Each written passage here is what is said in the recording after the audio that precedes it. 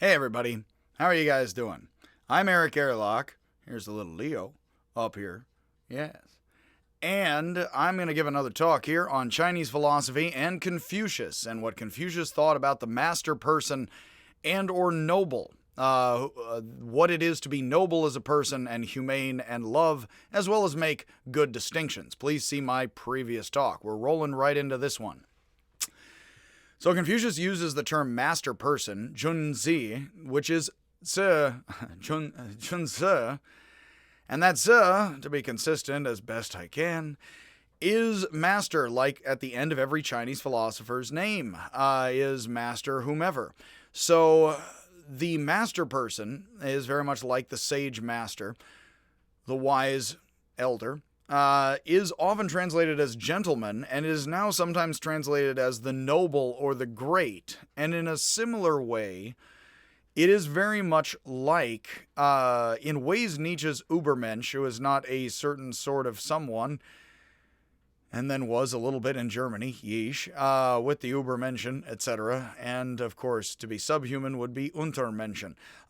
It's not Nietzsche who came up with the concept of overperson, but rather what I mean is that Nietzsche speaks about super people and Confucius speaks about nobles as if these are the superior aristocrats. But Confucius, Nietzsche, and also our own use of the word noble is not for the aristocrat. If I say you're a gentleman and a scholar, I don't actually mean you're a landed aristocrat, especially in America.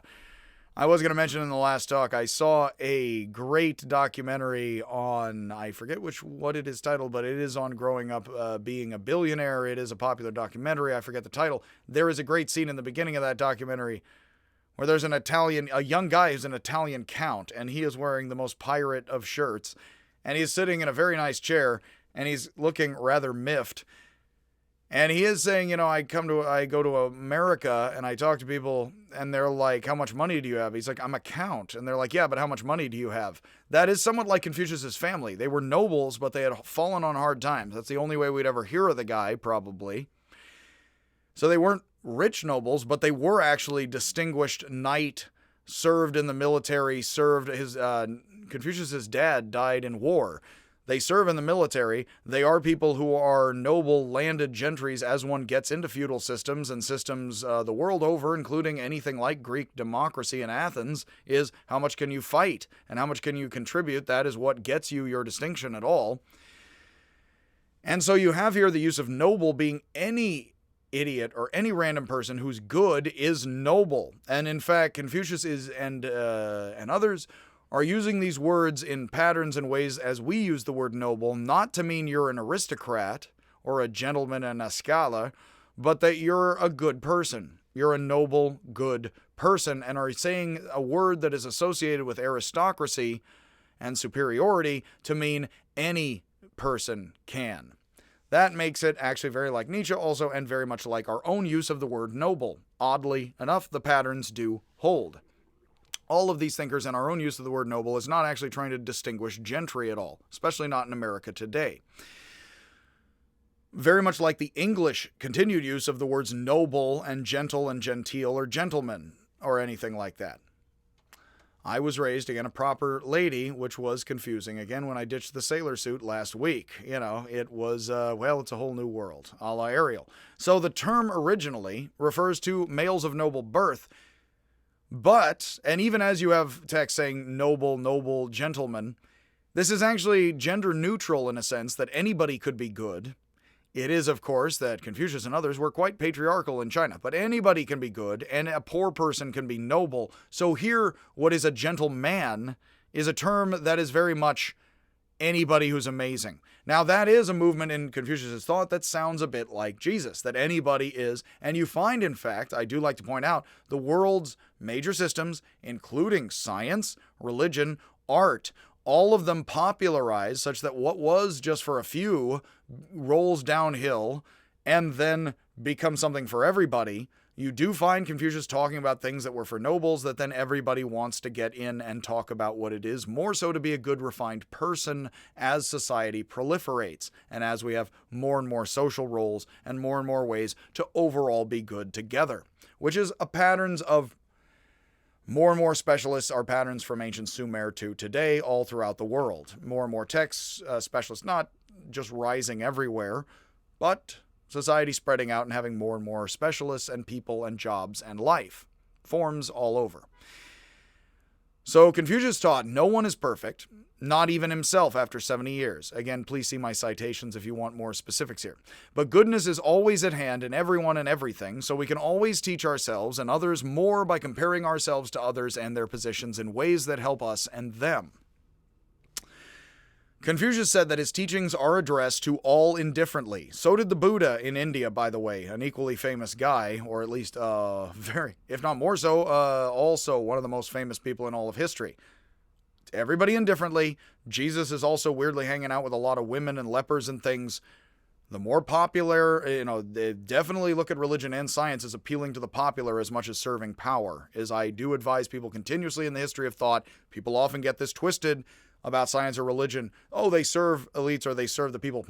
Sort of like, again, I dissuade people from anti-vaxxing today and do feel I should, although I'm not an immunologist. I'm not going to tell you anything about it. But be careful about thinking that science or religion is just serving the powerful or just serving the people. That's all over the place in Egypt and China as well as Greece and everywhere. Please, again, keep that in mind, I think is wise for everyone. Because it isn't just that religion was good or bad or science just serves the common interests or power.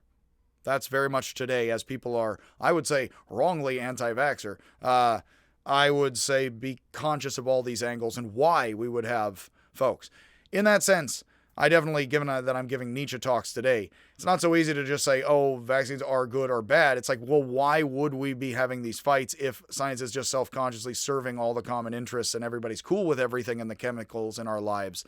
Clearly, that's not actually the situation, is all I patiently say. Well, very much feeling as I don't try to take such positions in videos. I do feel, I would not be an anti-vaxxer. If I were you, I think that's quite mistaken. But I also think explaining why these are the situations we find ourselves in is very important.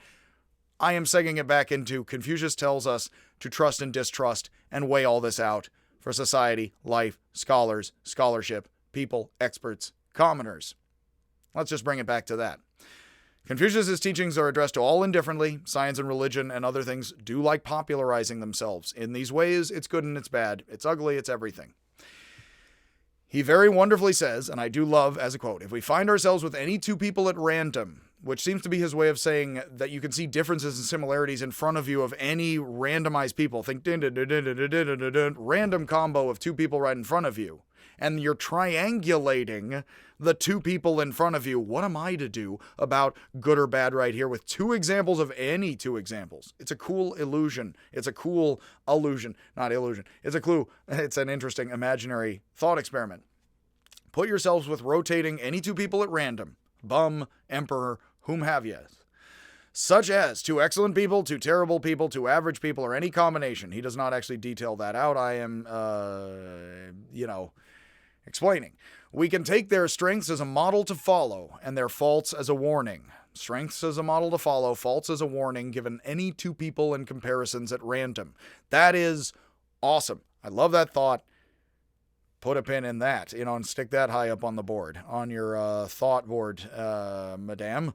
So, as we all share the same sorts of strengths and weaknesses, no matter how individually talented, cultured, or successful we are working or with or overcoming any of them compared to anyone else, is a good model to follow. That itself, of course, if I am teaching general overall ethics in human, I would have to say, as I mentioned with Hegel and Martin Luther, nailed it. The 95 Theses to the Catholic Church, stick it to the church. Is that essentially here, if there is something like Jesus, Confucius, Buddha, like how are we people and people like people?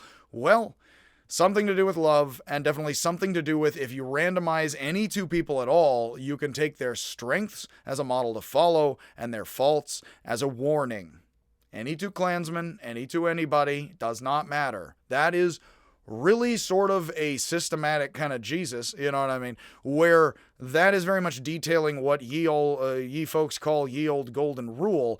And he gets very specific in teachings of Confucius on that are really good detail if you think the golden rule was anything like wise advice in life. This is why He is the most, first and foremost, as Buddha is effectively of India, though not a Hindu. Confucius is kind of the most popular philosopher of all of China. Kind of like Buddha is, even though he's not Hindu, and Indians might not like me saying this entirely, Buddha effectively of ancient India is, and I had one guy tell me, he is from Nepal. You are not a wise man, but keep going, you can do it. As a comment online, I appreciate the encouragement. It's a bit discouraging, though. Something may be lost in the translation. But with all of this, and me ham-handedly, trying to put culture together, Buddha is the most popular philosopher of ancient India, even though he isn't Hindu. Confucius is the most popular philosopher of China, even though China is now communist. And along with Jesus, if there's anything like that in the human mind or life, yeah, something like these teachings are pretty powerful. Which is why teaching them to people is always wonderful, and I can watch a whole range of left-wing, right-wing people be like, well, yeah, and all sorts of, gender, ethnicity. I've had Mongolian students aplenty. They're not always into China. Well, sometimes are. It's history. But anywho's, I kid because I love. So, and again, I know I've had at least 2 Mongolian students, and so, yes, it was, anyway, I'll leave the... East Asian, again, never started land war in Asia, I think is the best joke to say here. So yes, happiness and my stupid sense of humor. So, and all the Mongolian students most out there, again, across the steppe. So I will step to this. Essentially, there's a lot of cool stuff in here, and it is amazing to find this as a central thread of Confucius and life and philosophy all over the world. Again, it does serve empire as much as liberate the mind and help enable people, I would say most roughly and simply. So Confucius also says here that when we see greatness in others, we should follow their example, and when we see problems in others, we should examine ourselves. I already mentioned in the Great Mean the talk I gave that psychologists say there is internal and external attribution.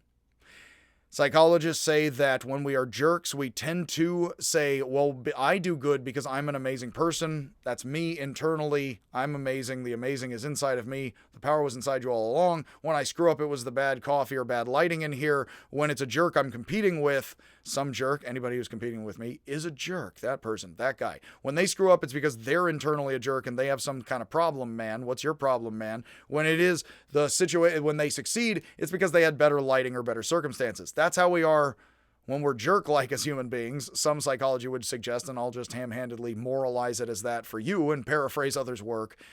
And then what we also have is, of course, what is Confucius and Jesus and Buddha trying to convince us to do, even if internal, external attribution are not current terms in psychology and were when I studied it. Well, and look up things recently. Well, with all of that, is that something like reversing perspective grows you and grows perspective and thought such that then you and I do truly believe in that like heck, as complicated as all of this in the world is. And as much as this has served power and not, both culturally and counterculturally, all over the place and does, is that if you do reverse your perspective of internal, external attribution and you put yourself in the other's position, you will less make excuses for yourself and try to give problems to others and compete on fair terrain with others in your own mind, and that reverses and grows wisdom and perspective, is the simplest way of saying it in few words. And we can move on here to more teachings that clearly flesh out how something like the human head has internal, external prisms that make us hypocritical. If you practice reversing that and putting yourself, I would say, with human feelings interwoven in thought into the perspective of the other, which is what Poe says in his detective fiction. If you want to be Sherlock Holmes, use your emotion to put yourself into the position of the criminal, and that grows your mind and makes you brilliant. Because emotional intelligence here is core to brilliant thought. For both Poe and Carroll, Poe says to be a Sherlock Holmes. He doesn't know who that is. But Sherlock Holmes is modeled on his Dupin, Dupont, whomever, and the French, who says, and Poe never went to France. Reading some French, he has his French detective say, the reason that I am brilliant and Sherlock Holmes before Sherlock Holmes is I am both a poet and a mathematician. I have a heart and a mind, and I can do the gift of gab and also put myself in the heart of the criminal, the rapist, the murderer, whomever, and that makes me brilliant, is what Poe's detective says. This is actually a very similar thing what Confucius is saying. No matter who we are talking about, no matter who terrible, if you can put yourself in their place and if you can reverse internal, external attribution in yourself and the other, and there are many people who believe in doing weird practices of that, in ways that Confucius would find unpalatable throughout human history. You can look all that up for yourself or watch my other videos on less pleasant things. But with Confucius as somewhat balancing Republican dad, who wants a somewhat gated community, that effectively Confucius says, well, use this golden rule power to grow your society that is safe and gated outwards into all of the community and everyone's lives. He does say all of that, and that is pretty powerfully amazing. So just as we want to improve, we want others to improve themselves rather than point to our flaws, we should be strict with ourselves, Confucius argues, but easygoing with others. I try to be with my sense of humor both hard and easy on others. Hopefully I pull that off somewhat. As failing to weigh our interests with others leads to resentment and a lack of self-development. There's a lot of brilliant quotes of Egypt that I love comparing to Confucius. And there's a lot of even ancient Egyptian philosophers far earlier do say effectively, don't make things hard on yourself, stirring up trouble with your tongue against yourself with others. Why are you making problems with yourself? And there's Zen koans far later in China that are like, why are you making this hard for yourself, being such an idiot here? Why are you failing to just equate yourself with others and making this the problem of how the mind sets it up? Why are you doing this to yourself if you can grow so easily just by seeing yourself as equal to others? It's an endless human question because we all have problems with this. I wish I could just tell you that now we're all liberated entirely. We have these, I also know enough of this, all of these thinkers think this grows steadily in you or it doesn't, This is the long growth, the long plan. In fact, I now have to say just casually, I do think what unintentionally grows in you is actually more powerful than what you intentionally set up to grow in you. So in that sense, being a loving person unintentionally makes you a good person and sets yourself up to unintentionally reverse your perspective. I think actually that is my further insight that is not here in Confucius, but I would explain what I'm explaining to you in terms of that. You can set yourself up to learn and love others and learn from others. You can't really intend to open yourself up. You just have to put yourself in the place to, in a certain sense. And then that grows over time in ways you don't intend it to. But if we intended and closed it up with our judgments and minds, that kind of is. Anyway, these are my random thoughts. I do think in a certain sense, growing things openly would mean setting yourself up to openly grow in ways you need not develop, you don't need to judge or control. That is enough in Confucius. I feel justified in saying that. But again, I am sort of, explaining what I find in the psychology.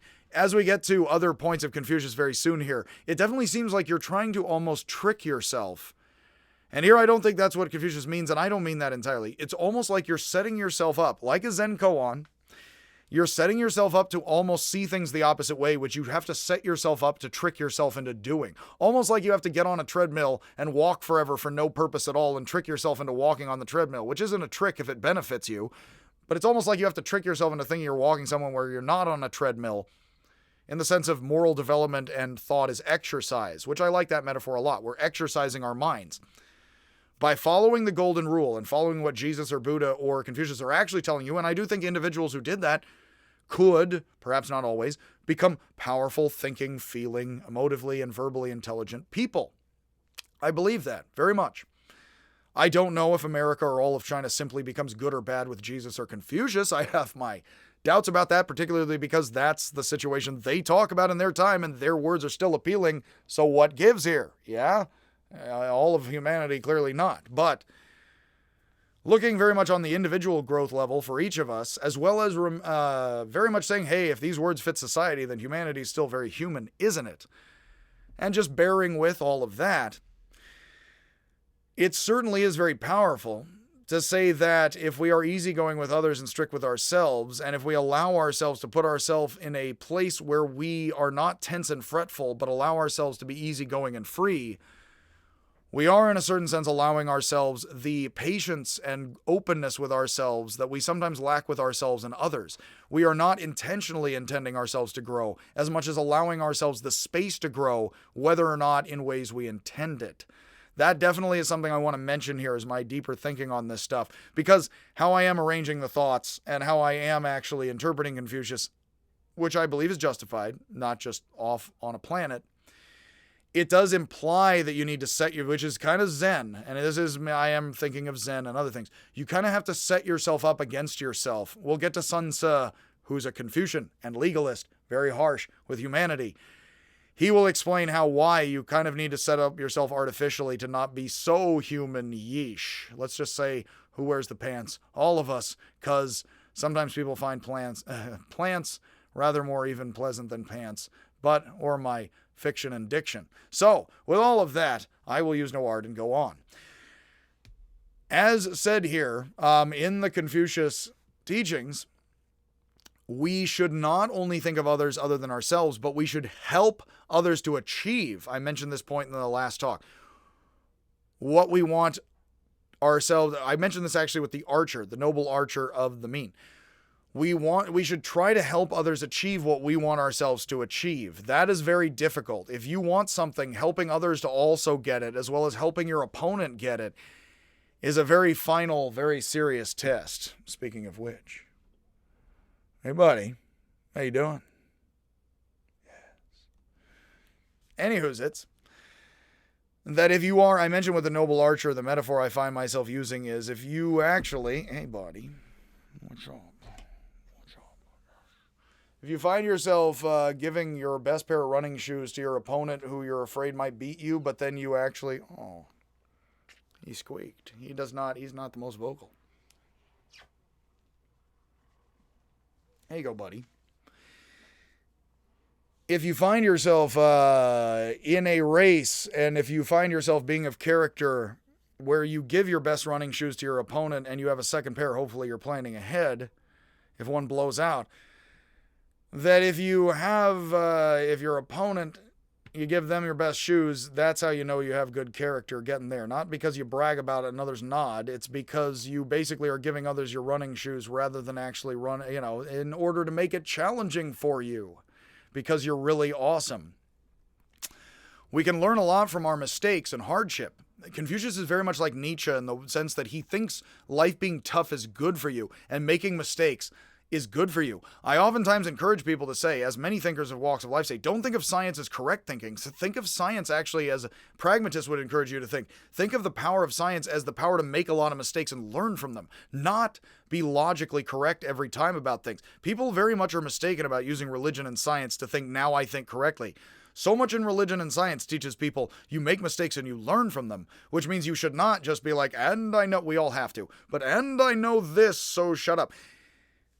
Well, but what if so much of science and religion tells us to learn from our mistakes and the mistakes of others? That sounds like science and religion are telling people, hey, we're continuously wrong as human beings, and it's human all too human, like Nietzsche. Again, Nietzsche says, be like Jesus, not like Paul. Be the rock star rather than found the system. But Confucius, unlike Nietzsche, wants to found the system. He wants a decently established conservative community with proper distinctions and roles established clearly for people. He also, though, thinks that you can always learn from everybody and that it is best, actually, to continuously have mistakes and learn from them. You always make mistakes. No one is perfect. Confucius said that, and I love this quote, it is only in the cold of winter that we can see how green the pines and cypresses are. Evergreen trees the world over, including for my ancient Germanic folks, miss the old country, spearing a sucker on a tree in the name of Wotan. Evergreen trees, and then that becomes the Tannenbaum for the Romans and the Christians and the others, and the Germans with the festivals in the I think there's snow in Germany, or now there is, wasn't probably in December. That evergreen trees are symbolic of life preserving through death. Of course, if a tree stays, it reminds me of the Chris Rock bit. In the ancient, in the old world, in the traditional world, you get fat. People are like, damn, how'd you do that? I got to hang with you.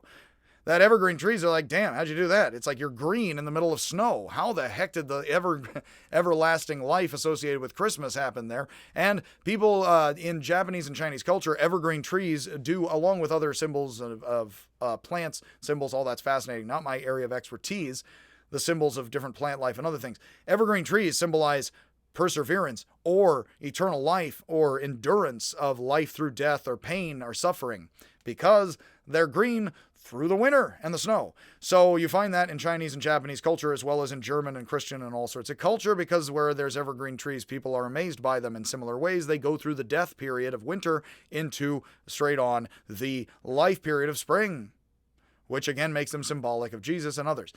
That Confucius says, well, yes, to say again, it is only in the cold of winter that we can see how green the pines and cypresses are, which of course means in the bad times, that's when you truly see who's really good.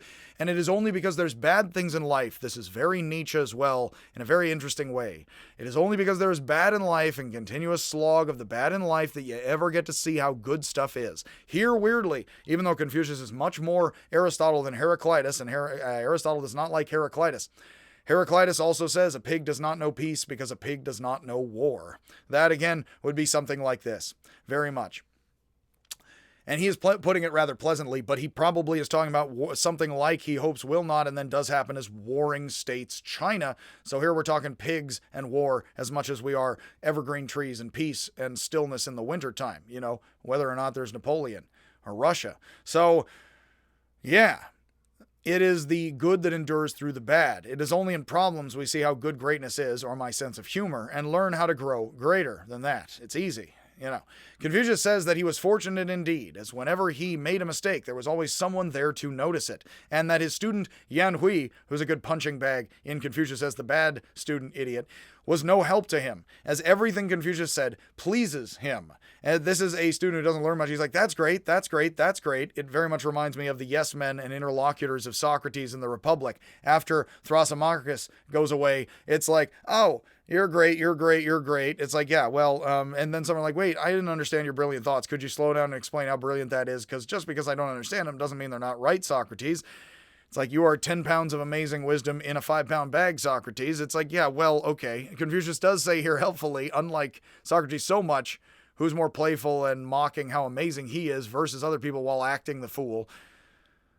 Confucius says, anybody who's like, yes, you're brilliant, yes, this doesn't help me at all. I do have to say, unfortunately, it is the pushback I get from students. Often that is what teaches me. Not that you should always want to do that. You should never want to do that if you want to be correct about anything. But it is also the weird looks I see on people's faces when I tell jokes. Can't see that right now. Sure, It is the weird looks when I give a point or two and then over the years, I'm like, and I think about it, the simplest and stupidest of emotional spikes from the simplest of facial looks and grimaces will stick with you the longest in a lot of ways in life, isn't it? In so many things. And so when I see a person or two react this way or that in their face about me talking about Confucius or China over the years to a mixed classroom, that would be me slowly, hopefully, and painfully onward to hopefully the 70s. It was the 70s, kids. Being somewhat the evergreen, and pushing through the long winter. Again, when the Buddhist Dhammapada, this also reminds of be the war elephant who's like, Davy, and you're just slogging along and you're getting arrows in the side, but you are the elephant and you're like, do-do-do. And you do what you have to do as the war elephant, and people are like, arrows, arrows, arrows, arrows. You know what I mean? You're like, do-do-do-do-do. Tsunetomo of Japan actually says there's something to be learned in a rainstorm. He is he is a very harsh thinker in ways I'll get to with the samurai and stuff. But he says there's something to be learned from a rainstorm. If you're going to get soaked, just learn to walk slowly and enjoy it. So if you're an evergreen tree and it's the winter, hey, just chill out in the cold and enjoy. Because honestly, what are you going to do, pal? It's going to kind of be a sloth, a bit of a sloth, although they're a bit cuter than that. So they're not so winter either. Confucius said he's fortunate indeed. Again, there's always somebody to point out how he's stupid, which means Yan Hui is some kind of jerk, because basically he's like, yes, Socrates. It's like, that doesn't help me at all, no matter how much I'm Confucius. Hey, I'm Confucius. What are you going to do?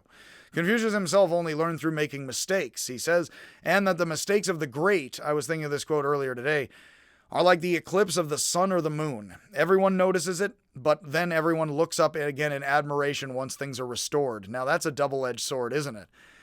Not only do people look at celebrities and famous people and experts and the elites and they say, oh, they made a mistake, look at that, gawk. But then as soon as they correct the mistake, wow, what a noble human being. Of course, that also is kind of liberating to think how foolish everyone is in those ways. And if everybody's gawking at your stupid mistakes, hey, what if then that means you are getting attention, not in a bad way, let's hope, that you want, and then you actually pull it around and be like, wow, in front of everybody they corrected their mistake. So actually don't worry too much about too much attention. Of course, Confucius doesn't want you to primarily worry about getting attention or fame, but he wants you to be the best person possible. He wants you to keep pushing and be the best person ever, anyone. And so, with all of that, he does say do not be afraid of outpacing your teacher, and that his teachings are indifferent to anyone.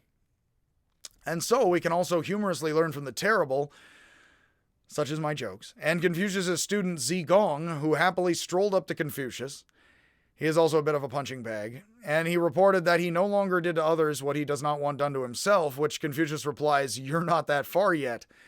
I often mention this with the golden rule, and any sort of thinker, I don't want to do to others what I don't want others. Okay, you would show, not tell, right? So don't go, and this is virtue signaling, very much. If you're telling people how amazing you are, well, this one time I'm amazing. Why don't you just show people rather than tell people quite quietly, you know?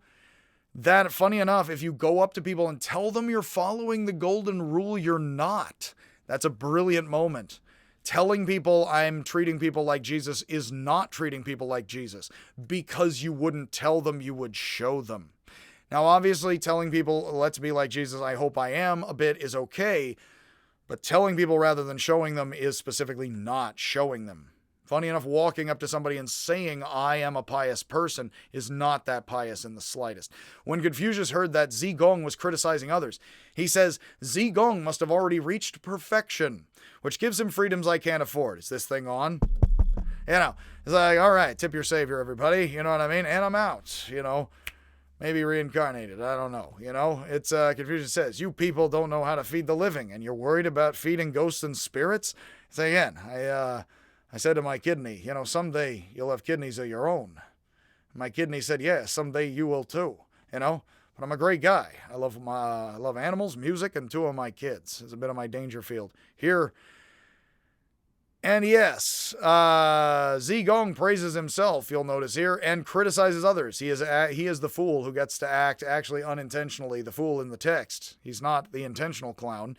And Confucius uses his bad example to show that pride can blind us to our most basic faults, as Zigong is blind to how he would not want others to stroll up to him and tell him that, oh, I'm a great person and I follow like the golden rule, and praise themselves with pride, nor would he want them to criticize him behind his back, and he does both to others, which shows he is talking the talk and not walking the walk. That is a big, big no-no in Confucius, which brings us along here to the next idea, which is most powerful: outer form without inner intent.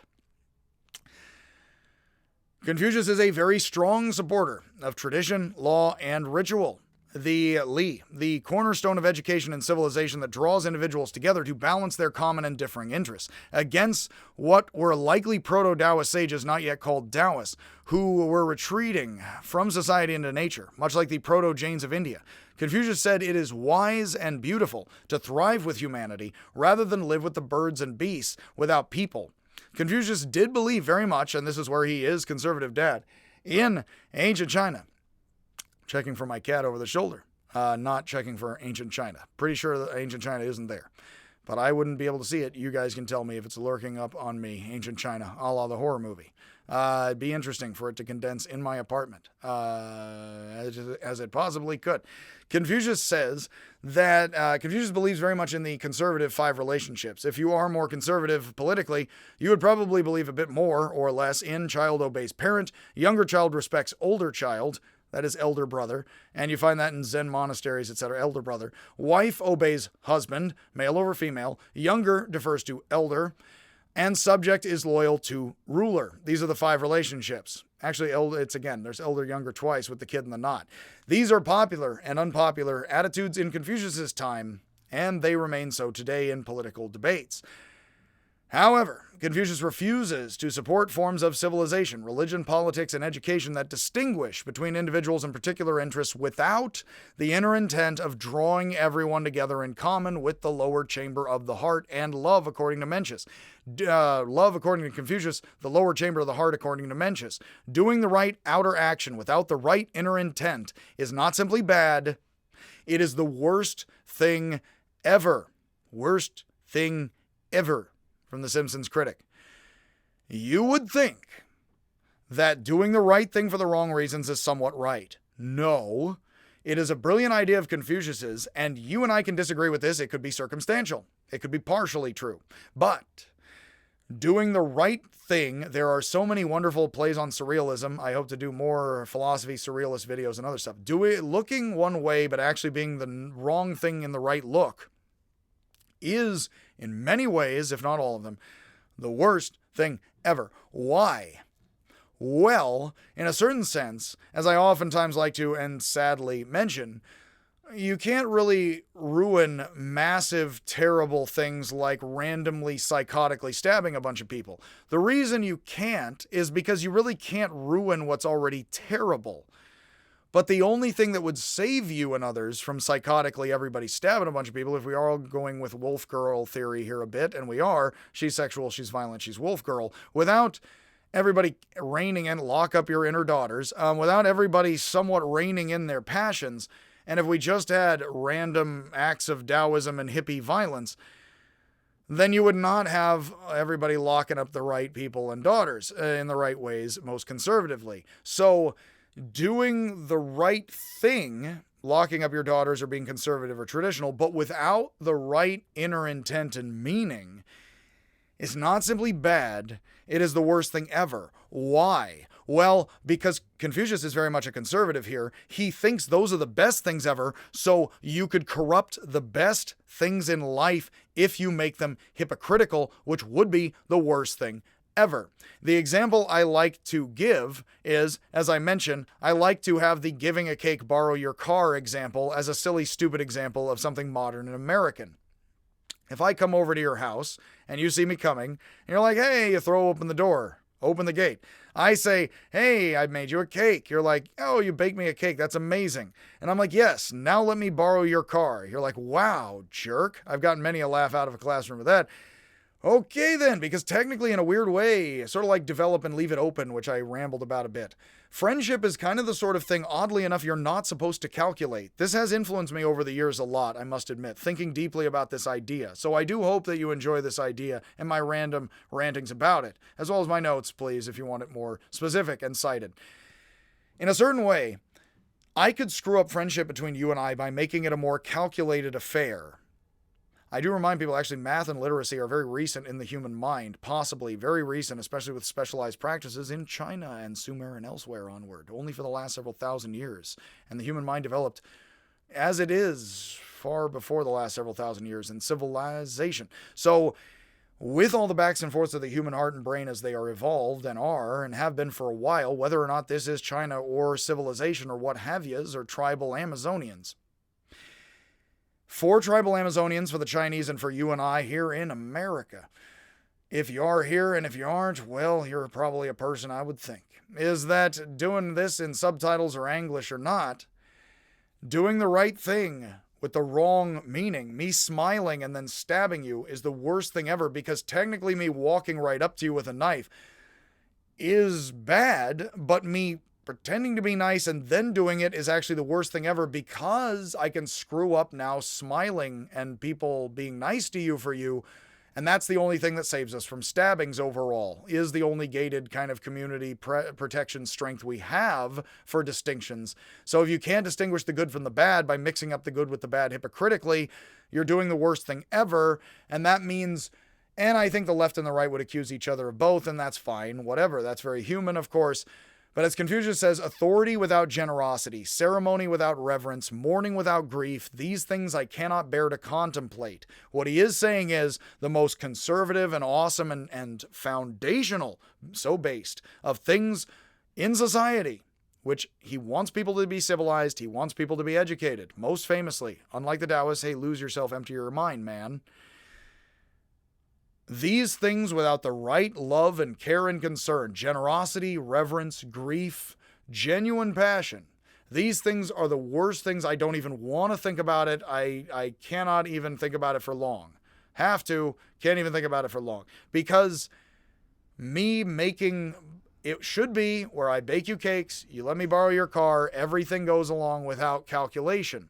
But if as soon as it becomes an exchange, now it's a job, and you're not going to actually be so happy with me showing up, because it's weirdly going to cross wires for you, I would say. And I just offer this as my humble own example as to how that is how you screw up giving cakes to people. Now I have screwed up giving gifts to you, and so now, as with Arrested Development, as a lawyer, I will hide behind the couch. You know, he's a hell of a lawyer if we're paying him enough to hide behind the couch. Now you're going to hide behind the couch if I bring you a cake. That's not what I originally should want, or want, really, because I want to give you the cake and then actually have a friendship.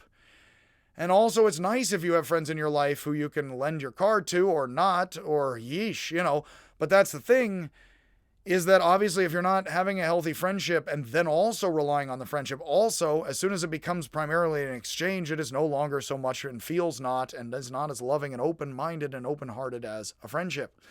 That's the thing where if you screw up your friendships and you make them too quid pro quo, I don't mean to make it so about quantity versus not, although I find myself doing that a bit more with the Don't Sleep There Are Snakes and the Amazonians being plenty like us, good and bad, without math in their life at all.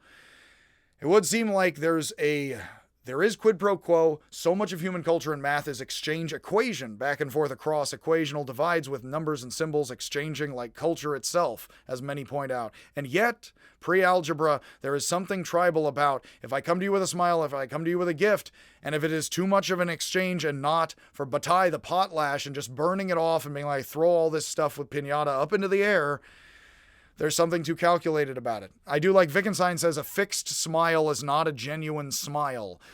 A fixed smile is held in place. If I'm smiling because I'm just joyous at your presence, it should not be so much of a fixed smile at all. It should be a natural smile, which means it should move a little chaotically, oddly, I would say, because it's not fixed for a certain purpose. Because a smile fixed for a certain purpose is not an open-ended, happiness-loving smile. It all weirdly comes together, and again, I am reading deeply into the material, but there are weird, interesting, amazing, beautiful things to find. I say weird, of course, because I still find them vague and interesting and so profound and pervasive. There's a lot of profound things to read in between the Analects and the lines of Confucius that are quite amazing. And again, I say, here's a cake, let me borrow your car in order to play the jerk and Zigong. I do like it something fierce. We might be tempted to think that the right outer form without the right intent is still half right, but Confucius strongly disagrees. Again, I'm sure he does have to say, it isn't universally one thing. Always the Taoists are very into opposites and opposite and tell you oppositional advice that's hypocritical because they know profoundly there's different advice in different places and times. But overall, making things into so brute an exchange would kill them and the best things in life. It would be like that you owe me so much fathering for so much sunning. Are you winning, son? Because again, if it becomes a monetary tit-for-tat exchange, it becomes something that isn't as loving. Probably, in fact, just to speculate openly as an adult here, unfortunately, this is probably why incest is kind of... we'll get to Levi-Strauss, and he thinks that incest is a basic prohibition across human cultures. He then has Derrida. Derrida made his bones, if you've ever heard of Derrida, arguing in a sense that Levi-Strauss is wrong, that incest is always prohibited. And unfortunately, again, want to sigh, incest is somewhat popular on the internet in ways I won't familially talk about, in weird, horrifying ways. So whether or not people find incest fascinating in ways or troubling deeply, it's probably because if familial relationships became sexual or mathematical or monetary-wise, I do humbly suggest, and will leave this aside, it would damage the open love as soon as it becomes something like an exchange. And I'm perfectly happy to hear there's all sorts of horrifying things wrong with it beyond that, and let me safely say, sure, yes, But think about how if a relationship becomes a sexual exchange, or always has to be sexual, whether or not it's familial, yeesh. If it's just an open sexual relationship, if it becomes about the regular sex, it can't be about the friendship as much. You know what I mean? In this open era we live in, please allow me to speak so openly. It isn't that you shouldn't have friendships that are also loving in ways. I won't police your relationships or your life. I'm not looking in your windows right now. I won't. I promise. You can trust me. I'm not doing the best of things for the worst of practices and intents, And neither is looking in your windows either way. Can't ruin that. But with all of this, you can ruin relationships, and you can by them becoming too reliant on exchange. And that itself is deep stuff to think about, no matter if we're talking about the best or worst of life of the internet. Let's hope this is better than what that just was. So, with all of that, of course, and speaking open and freely to adult people, as I always do, Confucius does not say, as Republican Dad, I label him versus Communist Moza, his defecting student, not his direct student, but a Confucian who defects to communism.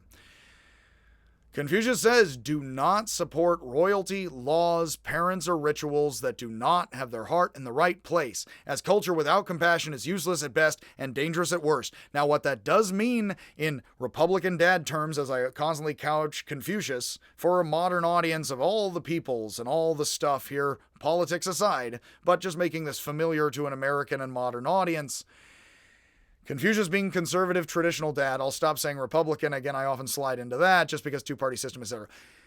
Conservative, traditional dad. Confucius as tradition. If he studies very hard, he could be a doctor or a lawyer someday. Is that Confucius does not think you should obey your father or obey the state if it is for the wrong reasons. If you don't have a loving father or a loving state, you can rise up against your father or the state. Now, that is a concession and a balancing act of a conservative traditional guy, if you get my meaning. You should even. There's a Confucian wonderfully who in a weird text in I think the year 300, other side of zero. So about 800 years after Confucius, a Confucian actually says Southeast Asian people, he is sort of the Vietnamese, which of course he's speaking in most bigoted and biased terms I would expect.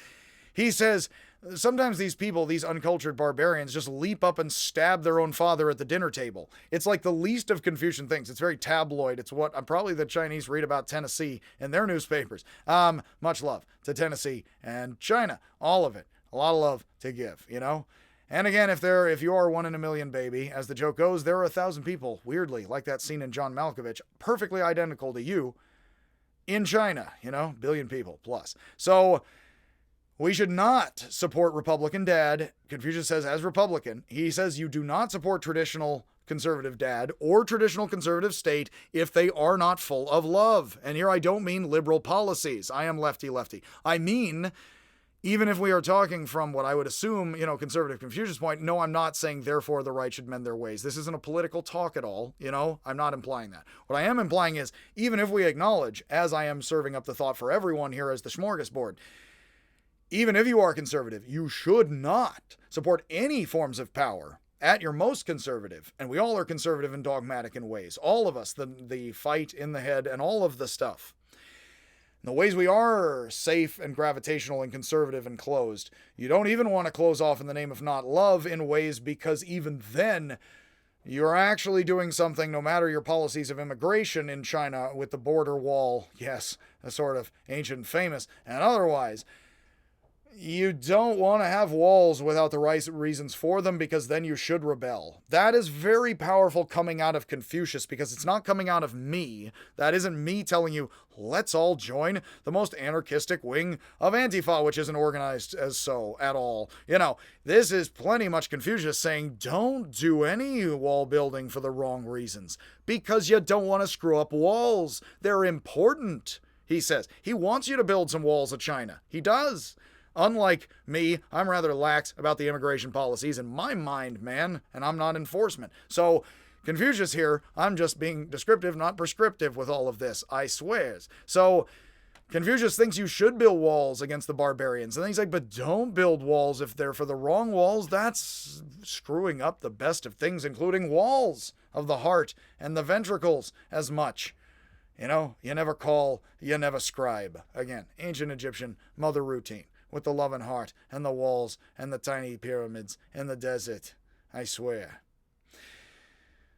So again, with all of this, we can screw up giving gifts to a friend, and that is not screwing up randomly stabbing strangers. That is screwing up the only thing that would protect us plenty from getting randomly stabbed. Friends, walls, family, culture. You screw up what you're conservative about, you won't have what you're wall building about. Of course, I offer to both sides amicably in all the ways we all are everything. If you put up walls between you and others, and you're not putting up the right walls for the right reasons, you're screwing up building walls, and Confucius actually does think we need to put up walls and ventricles in ways. Because you need to study hard and be a doctor or a lawyer if it's a good enough society. We will move along here. I will conclude this talk, and my voice is a bit giving out. I can only really give kind of two voices. I can't even throw my voice that well. I can snap twice and make it one snap. I can't even talk twice and make it two things, unlike The Black Coat's Daughter. But I do like that film. that is psychotically stabbing people and kind of screwing up society. It's a metaphor for society and what we're doing to young lady peoples. But I will leave that off. Don't watch psychotic stabbing modern day exorcist movies if you can help it. I suppose you don't want to.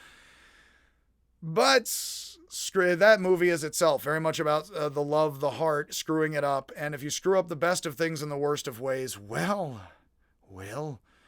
things don't entirely trickle down, into society the way they should. So anyway, much love beyond politics. Again, in my terrible impressions. And with all of this stuff, I am going to follow with another Confucius talk about authority without generosity, which is a little bit more of Confucius's political talk and keeping a tortoise or two. And I will give that talk here probably tomorrow. And as usual, much love, and I will see you if and when, and lovingly, I ever see you.